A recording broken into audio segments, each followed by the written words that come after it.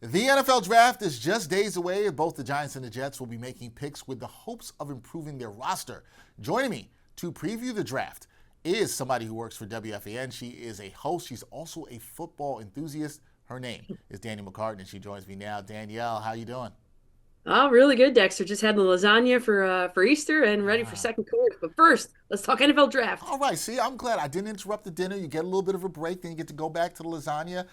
Did you make the lasagna? Somebody in the family? Who made the lasagna for your family? No, it's very difficult and intricate to make it. I'll leave it up to mom for that. You left it to mom. All right, Mama McCartan. I'm sure the lasagna was fantastic. I would think nothing less. There we go. All right, Daniel, let's start with the Giants. They're holding on to the number 3 pick as of right now.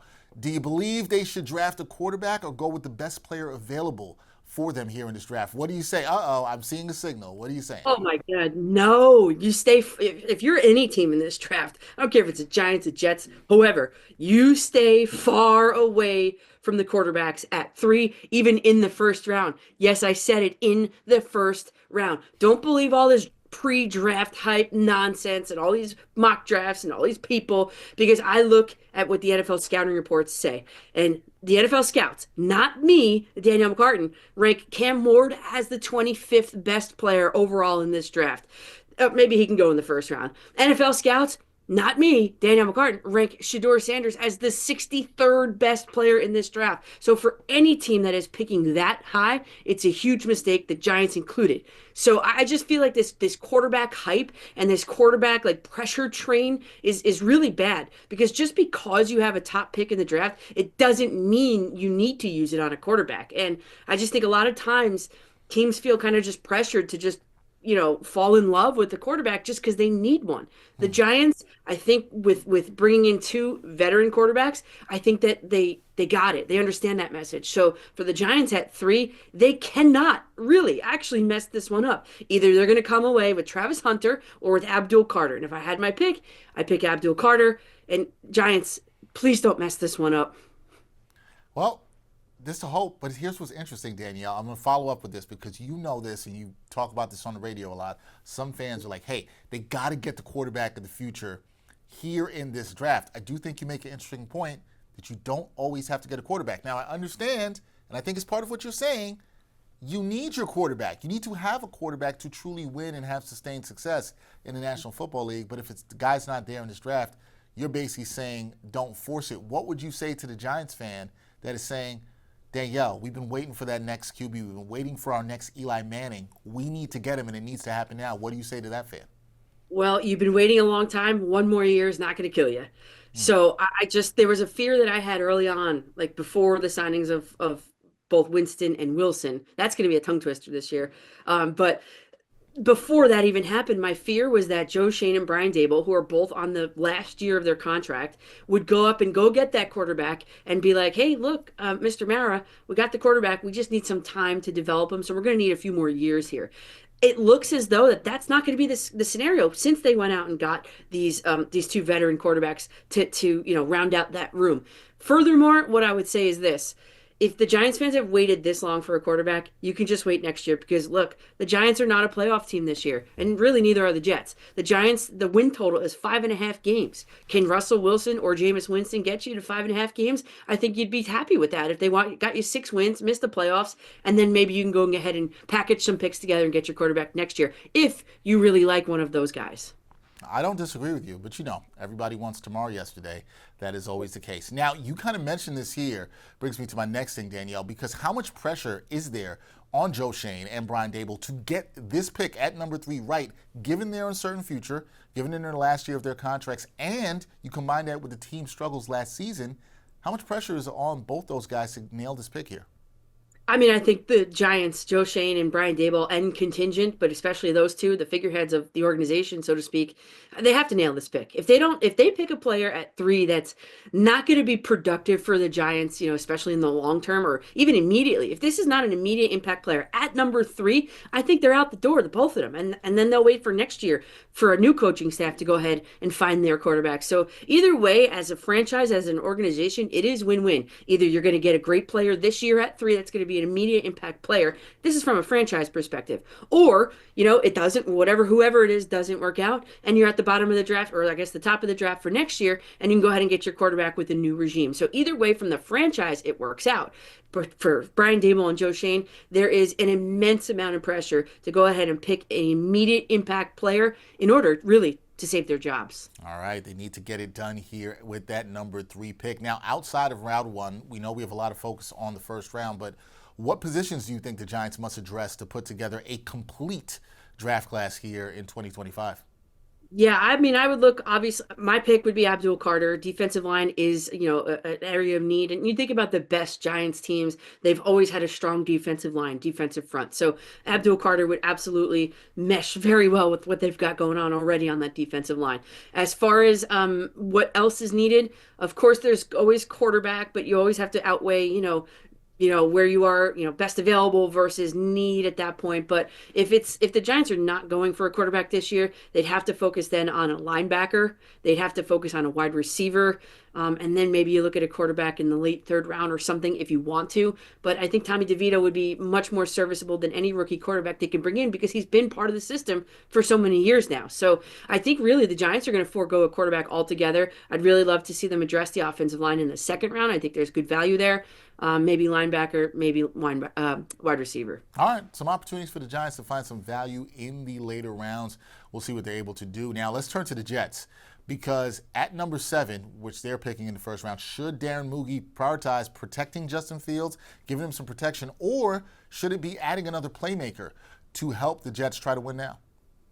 Yeah, Dexter, let's make it very clear. Justin Fields isn't long for the New York Jets, and the Jets aren't long for Justin Fields, however the saying goes. And you know my philosophy. We've talked about this. It's always build from the line out. That has always been my philosophy. But in this draft, in this particular year, in this particular slew of potential NFL players, there really isn't, to me, based on what I've read in the scouting reports, that clear-cut number 1 offensive lineman. So, there are actually 6 that I would like to take a chance on. You can't think that 6 guys are going to fall to this, go all in the first round. One of them will fall. And to me, the drop off between a lot of them, even Membo, believe it or not, even Membo it's not huge. So I think with where the Jets are at number 7, you can go ahead and get yourself Tyler Warren. They cannot mess this one up. Tyler Warren is a game-changing talent. He could also help you run block in the run game as well. So I think he's kind of like a good hybrid of what the Jets need and what they want and what they need to get over the hump. And he's a dynamic playmaker, Tyler Warren is. So if I'm the Jets, I'm going Tyler Warren at 7 overall, and then I'm hoping one of those top 6, in my opinion, ranked offensive linemen fall to the second round, and that's an easy pick for me for the Jets in round 2. All right, there you go. Going for the playmaker with Tyler Warren at number 7. Hopefully can help Garrett Wilson. Also helps Justin Fields a little bit. Now, I guess we're both agreeing here, the biggest positional need for the Jets is offensive line. Here you would like to try to protect Justin Fields if you can here in this draft. What are their biggest positional needs outside of offensive line, and which round should they target to fill those holes, Danielle? Yeah, I mean, I'd go offensive line in round 2 for sure. I go tight end in round 1, and that addresses 2 out of like the top 5 needs for the Jets. I would go safety in round 3. There's a bunch of guys that I actually really like at safety. I think it's a really deep safety class. Because what happens is I looked up the 2 Jets safeties. They have Pro Football Focus ratings of like 60. In my line of work during the week, a 60 is an F. So they're not too good over the middle. So I would try to target a safety, particularly in round 3 if I'm the New York Jets, because what they're working with is just not getting it done for them. All right, safety. That's a position fans should look at too. Always can use some defensive help there. We'll see if the Jets are targeting one of those in the later rounds. Danielle just mentioned round 3 or below, possibly. Now, Danielle, are there any sleeper picks that you've got your eye on for either team, Jets or Giants, guys who might slip but could end up making an instant impact here in the league? Yeah, you know what? Just on the same, breath there, safety. There's a guy you might recognize the name, and I don't say this because of nepotism, because I really don't believe in nepotism. I can't get behind it. That's part of the Shador Sanders hype is who his father is. But if the Giants or Jets can come away with this player, and I wrote in my notes, I'm reading it, big late round steal. Guy's name is R.J. Mickens. Old Jets fans older Jets fans probably know his father, Ray Mickens. He's a safety out of Clemson. I think he's got all of the tools. Just you know, his speed is in question. Can he get his that talent up to the next level? More consistency, but otherwise, I mean, the scouts say he's got impressive instincts. He's got excellent pre-snap recognition. Works confidently. All this good stuff for R.J. Mickens. So he actually was kind of ranked really low actually. So I wrote in my notes if I wrote big late round steal. If either the Jets or the Giants can come up with R.J. Mickens, not because who his father was, but Right. who he is, I think it's a good pick. All right, R.J. Mickens, a guy to keep your eye on, son of Ray Mickens, can play the safety position. Should be interesting to see there. Last thing for me, Danielle, because we talked about pressure, we talked about that with the Giants, right? But when you look at this, in your opinion, which team is under more pressure to nail this draft? Is it the Giants with their uncertain QB future and the uncertain future of their front office and head coach, or the Jets looking to move on from the Aaron Rodgers era as they transition now here with Justin Fields? Which franchise is under more pressure to get it right in this NFL draft?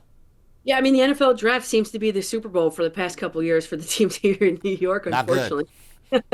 Yeah, but I mean, there's a lot of pressure on both teams because they both stink. Let's be honest. But if you're making me choose between either the Jets or the Giants, I'm gonna have to pick the Jets because with this new sheriff in town, Aaron Glenn and Darren Muji, the first order of business was to let go a first ballot Hall of Fame quarterback for who? Justin Fields or someone that they're going to pick in this draft potentially, which that would be a total mess.